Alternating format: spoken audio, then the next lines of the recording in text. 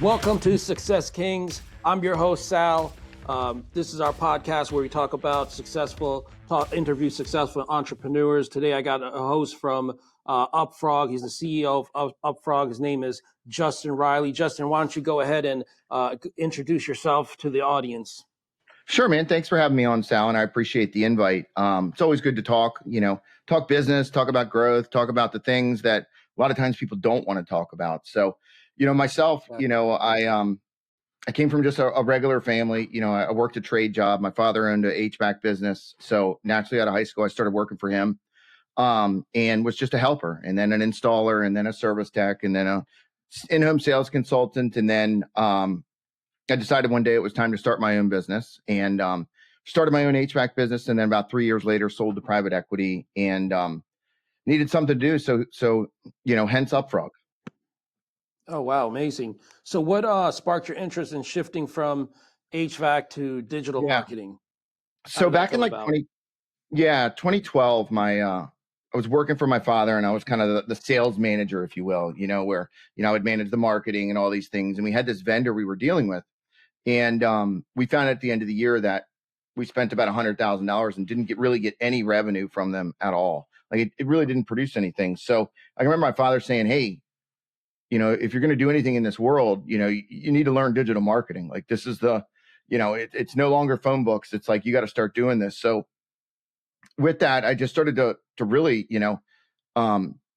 start to learn it myself. I didn't even have Facebook, I started to understand things 2012, 2013, 2015. And then I was at like a local watering hole where all my college friends came back and all the family town. And somebody said, "Hey, you don't have this thing called Facebook on your phone," and I was like, "Well, what's that?" I didn't even know what it was, so they got the app on my phone. And I got an ad like a couple of days later that said, "Hey, learn how to make a passive income by selling products online." Right. It was just an ad on Facebook. And I said, "Well, I want to make money on the side, and so I took the course and spent about, a month trying to build a Shopify site at the time, which was brand new, run Facebook ads, this and that. And after I launched, I was very disappointed because there was not a Lambo in my driveway when I woke up in the morning. Like it just didn't happen for me. It took about 3 months to get the first sale.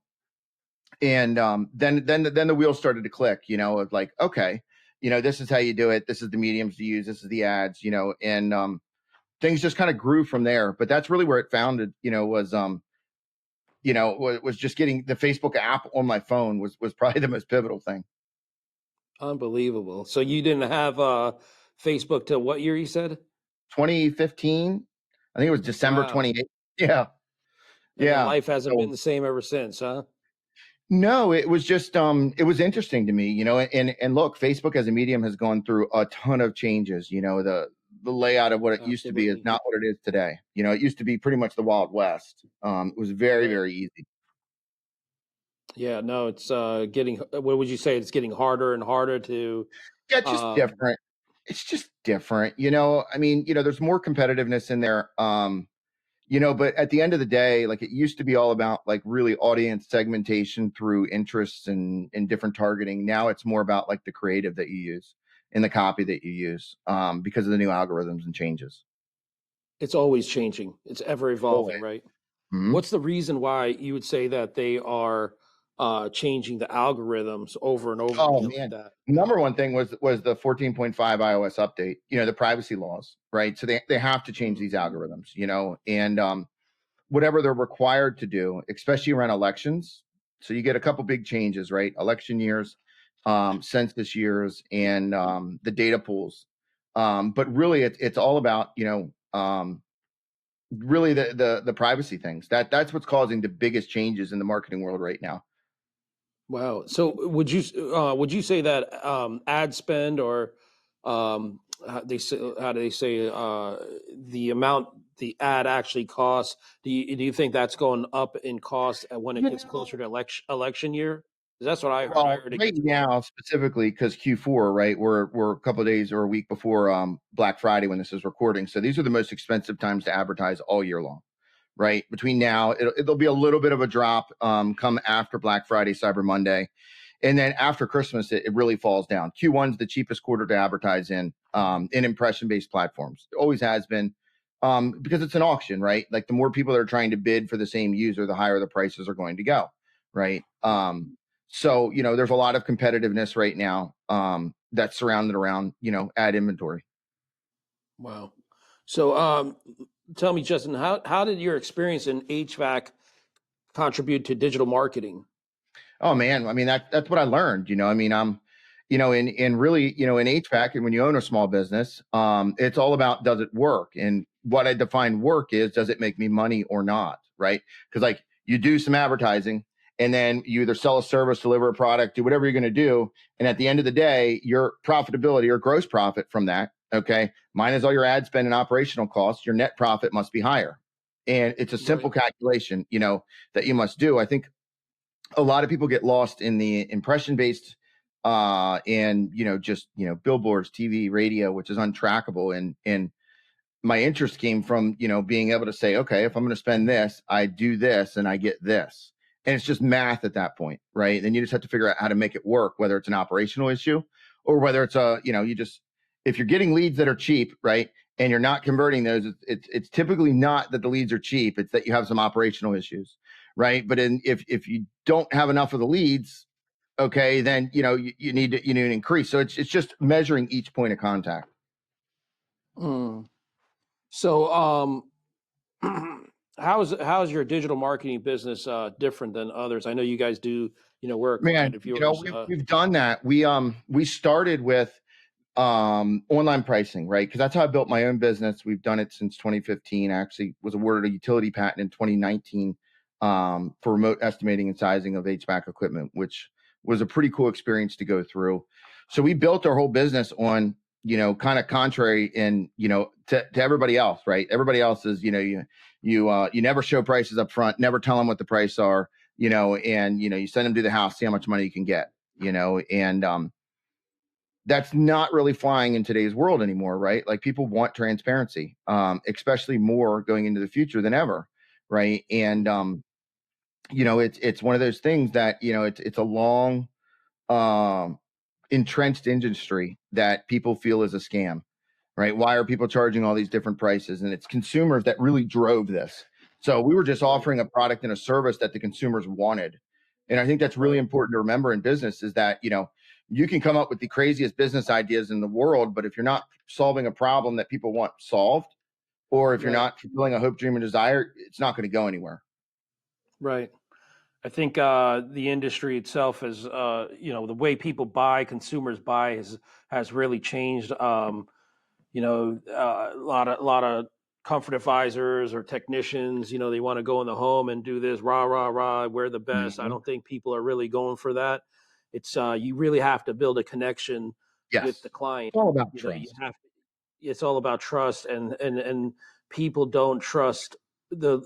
I think trust is at an all-time low in the human society altogether. Mhm. In our I think that's a really modern big, civilization, yeah.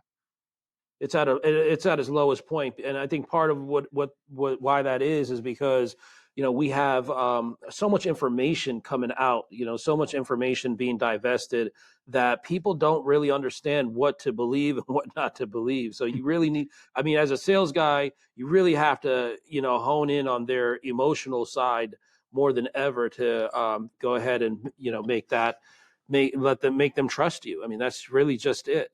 Um, but I know you guys do something very unique as far as the pricing, the pricer is concerned, and that now you guys are getting involved in AI. Isn't that correct? Yes. We started that almost a year ago, as we started to see things develop, and what's really happened is that the open source things that are available today have become smarter and better, right? So now it's actually like really like a human. And then that's great, but then how do you integrate that into a service-based business and what problems do you solve, right, in that business? And the number one problem we find is that the responsiveness of an inner office, right? I mean, that is, if you don't answer your phones or you don't text people back or you don't message them back, like you won't get any work. Like it's not just going to happen out of thin air, right? So, that is a product that we created that has just been life changing for a ton of people. It really is. And that's really our mission is to serve and help. Like, because I know the more I Right. serve and help, the more successful my business becomes. Yeah, I know the name of your brand is Upfrog, Huh? but the AI is called Ribby. Is Ribby like Ribbit? Is it Yep, Ribbit? you got it. You got it. To keep it Oh in the wow, same that's family, pretty. it's the smartest That's dog pretty you've ever cool. met. Like, and Yeah, it's I it does like a that. lot, right? And there'll be more to come on that as time comes on. It doesn't always conversate. It also can crunch data. It can also tell you things about customers. There's a lot of things that it can do. Wow, that's amazing. Did it take a long time to develop that? A lot of testing, right? Like testing, or what I would call testing, programming, and training, right? That's the Mhm. longest part is, and then you have to figure out, once you get it to that point, then you have to figure out, okay, so how do I take it from business A and put it in business B, right? Like Mhm. how do you make it portable, right? And then it Right. feels seamless for the consumer. So I think we've done a phenomenal job with it, and I mean, people are seeing 3 to 4 times higher schedule rates than they were before. Wow, that is amazing. How is your digital marketing business? I mean, how would you say it's different from other digital marketing besides Um, the price or The pricer, I think the culture is, I think that not one person in our business has been to college. Most of us are Mhm. tradesmen that came together, right? And I don't have anything against college, but I feel that, we all got something to prove to the world, right? We were the people that grew up in high school that everybody said you're not going to be successful unless you go to college, right? And you Right. know what? That's not true. Okay, like we can do whatever we want to do, and you can learn anything, and you can become a person, right?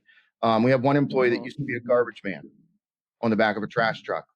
We have two of them that grew up in mobile homes, right?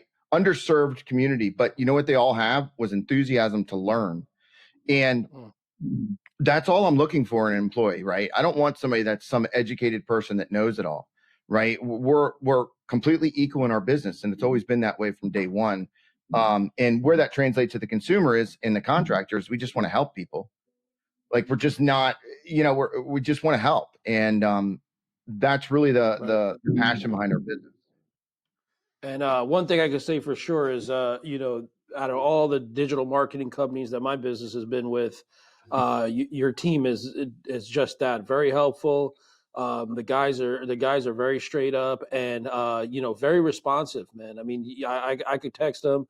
I know you guys are in a different time zone than me, but it Yeah. gets late sometimes, and I'll shoot Noah a text and he'll text right back. I mean, I Mhm. really enjoy working with you guys on that We just level. care, and I think that's the biggest thing. We just genuinely care, and a lot of that is missing in the world. That's true. That's true. That's definitely true. How do you define success? Boy, and that's a pretty open ended question. Yeah. Success in what? Success in my Uh, family life, in my business, in I my mean, whatever. yeah, there's different types of success. I mean, Mhm. let's start with business. I mean, how do you define success in your I mean, it's business? hard to knock earnings, right? Like earnings are good. Success is there, but really, building something that's substantial and lasts, is success for me. I'm every single one of our employees that works for Upfrog has their life has done a 360, and we're better at now than they were before, right? So as long as I keep them in mind as well, and grow the business and whatever pace that may be, I try not to set really big end targets. I set daily goals. I just want to win the Mhm. day, because in reality the day is the only thing that matters, right? So if I'm projecting, right, like projecting is just premeditated resentments about to happen, right? Because it's never going to go the way you think it is, right? And that's Right.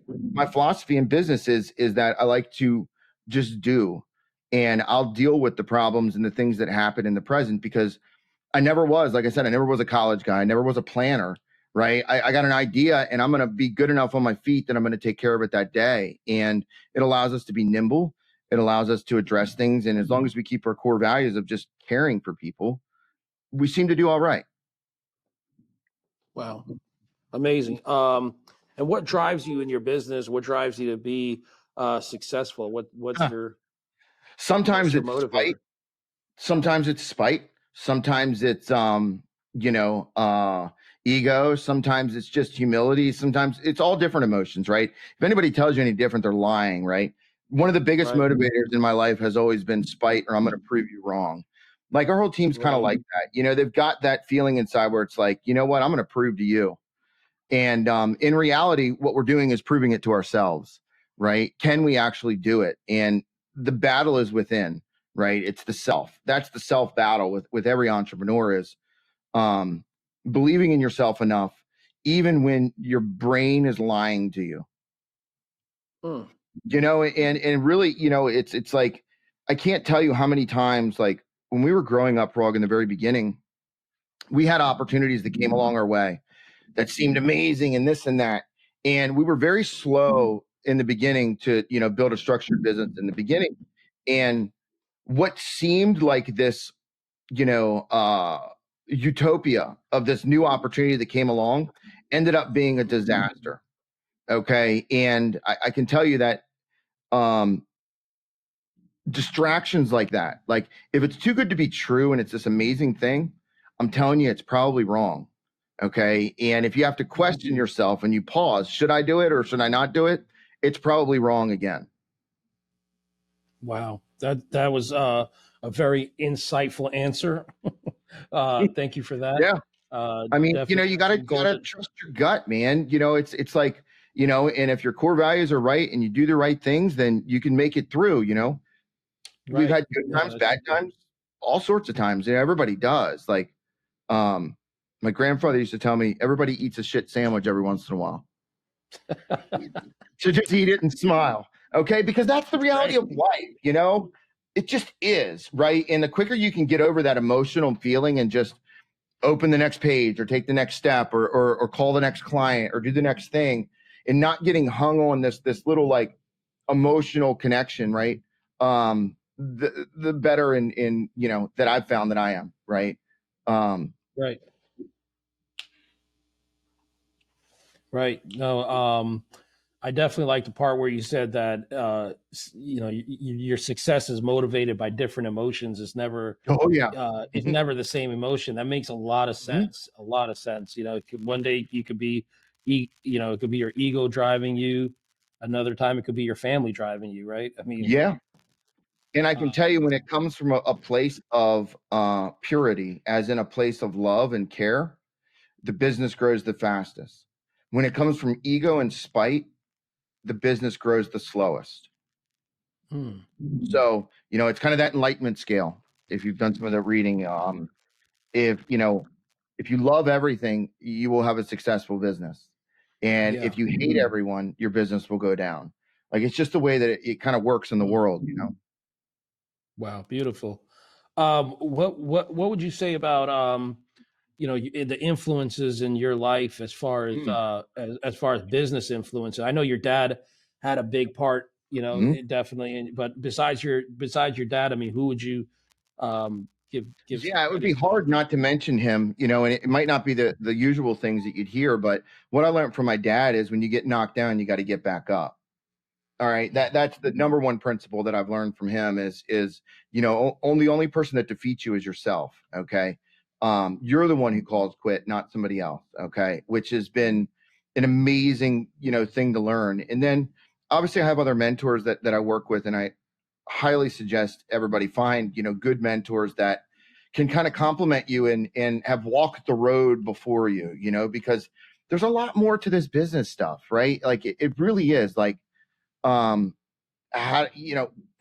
everything, I mean, it's just everything from financial to wellness to health to I mean, every single aspect is important, because we sometimes as entrepreneurs will define our success by the dollars in our pockets. And what happens is it's really good when it's really good and you're really happy and you're euphoric and all these things, but what ends up happening if you have a slow month is you hate yourself inside, right? And you can't live with yourself, because the only self-worth that you have is from the dollar that you're generating, right? So you have to find these different motivators that keep you at almost an even keel. And for me, it's my family, my lovely wife, my family, my employees' families, and then obviously the clients. because I care. I've watched some of our clients, the original clients go from, a small business to, multi-million-dollar businesses.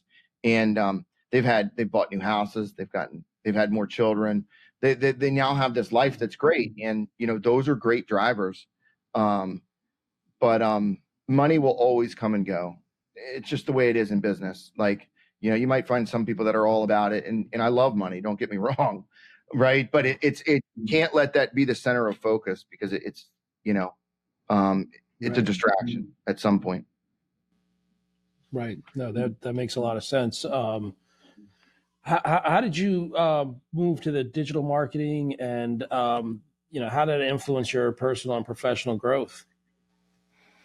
Like, did you feel like leaving HVAC and then going into digital marketing?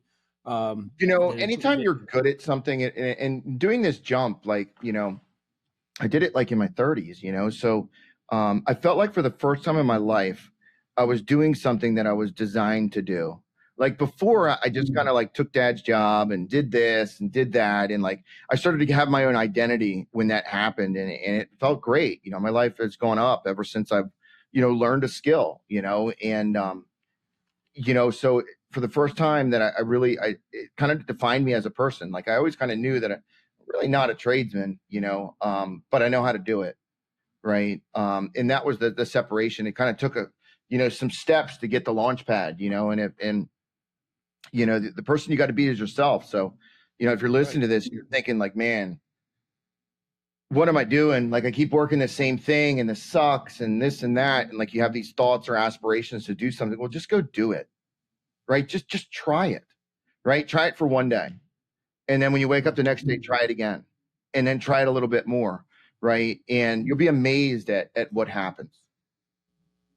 Wow. So, do you do more than just HVAC, or is it just it's just HVAC that you're? We're primarily, I would say 80% HVAC, 20% plumbing. Right. Okay. We've tried to be very specific in our verticals because, it makes a stronger business that way. I feel, I think that a lot of agencies go wrong by trying to be everything to everybody.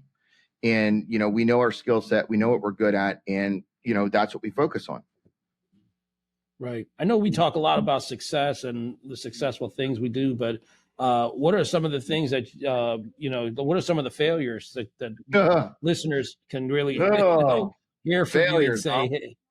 Oh, man, my HVAC business, I grew too fast, right? Grew way too fast. The final year I was doing almost $7 million in revenue. And wow. It was kind of coming off at the seams, I had 55 employees, and it was crazy, and I had to find an equity group to basically bail me out. Right. And they took over the business and I walked away. But, that was a massive failure, but it was a huge understanding of how business works. Right. Like a business has like 1 or 2 employees is very different than a business with 55. And very different lessons. And, just because you have a marketing force and you can drive a bunch of leads and do a bunch of installs doesn't mean you have a business.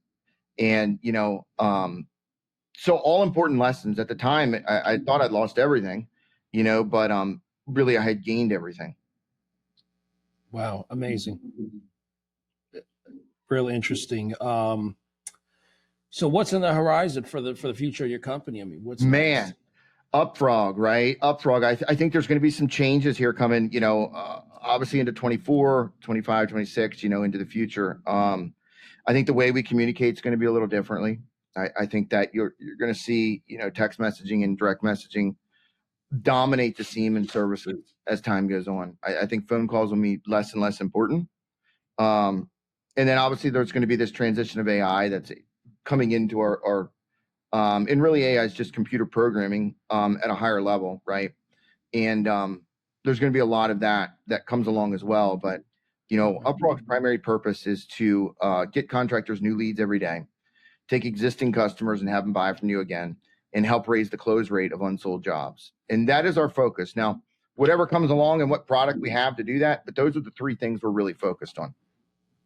Oh, okay. Yeah. I mean, as you were saying about the phone, I feel like people don't pick up the phone anymore, Yeah, nobody wants to talk on the phone. If they don't recognize. Yeah. If they don't, 87%. recognize your number. 87% of people, right, that are under 35 would rather communicate on the phone or on text messaging and buy a service, order food, do all those things. 87%.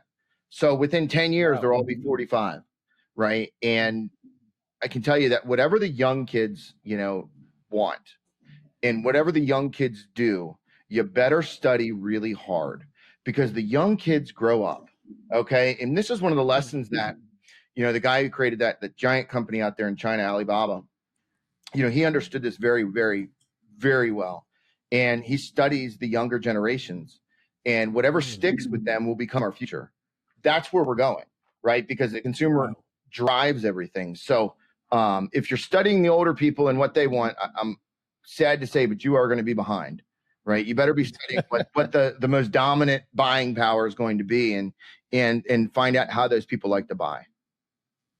That's amazing. So like right now what would you say would be like Gen 25 to less than 40. If you're just looking at less than 40 people. So some areas, in the Midwest, shoot, they get married when they're 20, 21, have a house by 25, and that's their life, and then you go into some metro areas where the people don't own a home or a property till in their 30s, and but if somebody's in their 30s, you better be watching how they're transacting, right? And everything about it, right? And the least friction, business is all about removing friction. So whether it's the customer experience, whether it's internally in your business, it's about removing friction. So make it easier to talk to you, make it easier to buy from you, make it a better experience. And, that's really, what I see coming down the road. That's where we're going to be at. 100%. I know you do a lot of reading, right? Some. Do you do a lot more listening than reading? I do more listening than reading. What's the last book that you read that you can share with us? Last book that I read, I just reread again. Okay. Last book I actually read was 0 to 1 again, right? Peter Thiel. Amazing book about designing things out of thin air, right? And one of my favorites, and I just reread it again just to read it again, because every time I read it, I get something different out of it. So it's one of my favorites. Absolutely love the book. I a lot of good things in there.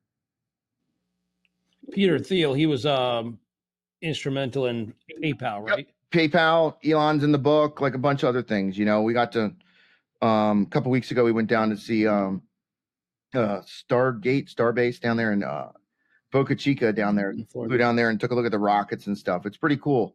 It's like, you think that your business is hard. Imagine seeing these, huge structures and rockets that go to the moon. That's what they solve every day. I couldn't imagine. I couldn't imagine. Like, it really, puts things in perspective. Yeah. Wow. So you spent some time down there in Boca? Uh-huh. Is that SpaceX? Yes. Oh, okay. So they launched their satellites from there. That's where they launch it from, and it was pretty cool to see everything. It was there's these. It's in the boonies, right? It's right literally on the border of Mexico and the United States, and there's literally just these outposts with rockets everywhere. It's crazy. Wow. Wow. Yeah, it's pretty wild. It's amazing what people can accomplish, right? Yeah, it is. One last question before we get off of this podcast. If you had to pick the most, you only can pick one. If I took everything away from you, and left you with nothing, and I said, Justin, pick one thing. What was that one thing you would ask from me back from me? Thing or person? If I took everything away from you in terms of like material things, business. Oh, the business. Yep. And you can only get one thing back. I'd want my phone back. I could start everything over with my phone. That's a good answer. Yeah, I mean, why wouldn't you? That's your communication device, right? Because you can't do it by yourself. You can go out with an idea by yourself, but you got to build your network. You got to build your people. You got to build the leverage, right? Leverage is one to many. So when you talk about principles and things like that, the phone is the one to many. So you could build everything back from this one phone. I mean, I could get there. Right. That makes sense. I wasn't expecting that answer, but I was going to say your team. I was thinking you'd say your team. I love my team want my dearly, team back. but nobody is replaceable in this world. Okay. Even myself. Right. And, there are tons of other people out there in the world that, given the right opportunity would be, can do that, but definitely my phone. Okay, cool. And if you had to pick one person, mom or dad, which person would you pick? Who as having the most influence in your life? I mean, my father had the most impact. I think most sons will say their father. I mean, I was a mama's boy, don't get me wrong, but my father and I spent, had just a wonderful childhood, and just, I love him dearly. And sorry, Mom. Hopefully your mom's not listening to this. I know, I hope not. But no, I mean, it just, I don't know. Who would you pick? I'll pick my dad too. I think a lot of guys, because I think my dad gave me the skills. Mm-hmm. I mean, he just taught me a lot. I mean, the reason I'm in, I have the HVAC business is because of my dad. He had me working on cars. He had me working on the house, Mm-hmm. Everything. I mean, by the time I was probably 12, 13 years old, I already had a good, firm knowledge of things that are technical. So, yeah. And I mean, I love my mom too, but she couldn't teach me those things. For sure, she couldn't teach me those things. Yeah. And that's pretty much it. And appreciate you having me on. Yeah, no, we appreciate you being here and sharing all of the what you shared with us today. And we look forward to speaking with you again. Thank you, Justin. Appreciate it. Thank you.